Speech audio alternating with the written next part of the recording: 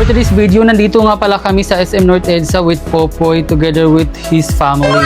Kaya nga po pala kami nandito kasi isi-celebrate namin ang birthday ni Ate Jella, yung kapatid ni Popoy. Ayan, yung nakasuot ng blue denim jacket. Popoy nasa likod ko at ang mama niya. Habang naglalakad kami sa loob ng mall, may nadaanan kaming sale ng mga pang skincare. Parang gusto ko dumaan pero maiiwanan naman nila ako. Kaya sabi ko next time na lang ako mamimili o titingin-tingin. Kaya ang ginawa ko, binidyohan ko na lang para makita nyo din. Ayan.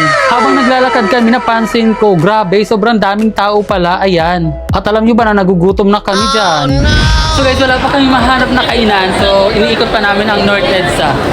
Naglakad nga pala kami ulit papuntang kabila kasi nandun daw pala ang mga restaurant na pwedeng kainan. At habang naglalakad ako, nakita ko si ate na kumakanta at nagigitara. Ang lakas kumita ni ate. Ayan, so ang daming pera. Gusto ko nga sanang pulutin kaso di ko na ginawa, baka pagalitan pa ako. At may nadaanan pa kaming swimming pool. Parang gusto ko pa nga maligo dyan kasi sobrang init ng araw na yan. Eksena, hindi pwede. Bawal. Kaya ginawa ko, binidyohan ko na lang para makita nyo din. So guys, nandito kami sa annex, sa kabilang building kasi wala kami makitang restaurant. Puro puno. Sa wakas, nakarating na rin kami. Ayan, so napagod pa ako, si Ate Jella at si Popoy. At yan nga pala ang aming kakainan. Sabi nila masarap daw dyan. At hindi mahaba ang pila. Unlike sa iba, pang blockbuster ang pila. Kaya dito na lang kami. Sa wakas, nandito na rin kami sa loob at kainan time na. Yan pala ang family ni Popoy. Grabe, sobrang busog ko dyan.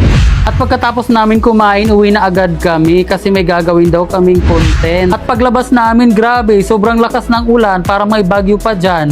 Kung umalis kami ng napakainit, uuwi naman kaming napakalakas ang ulan. Dahil malayo ang aming kinainan, tatawid ulit kami ng overpass papuntang SM North EDSA.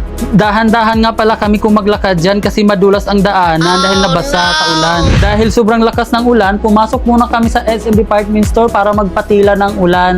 So ayan si Popoy, si Tita at si Ate Jelay. Lahat kami nandyan sa loob kaso nga lang hiwalay-hiwalay. Nawala pa nga saglit dyan yung bata namin kasama na si Bembem. Buti na lang nakita namin kaagad. Pero ang totoo, kaya kami nasa department store, si Ate Jolie bibili daw siya ng damit para kay Choy Choy. So ayan na siya sa counter, nagbabayad. After naman, naghanap ako ng public restroom.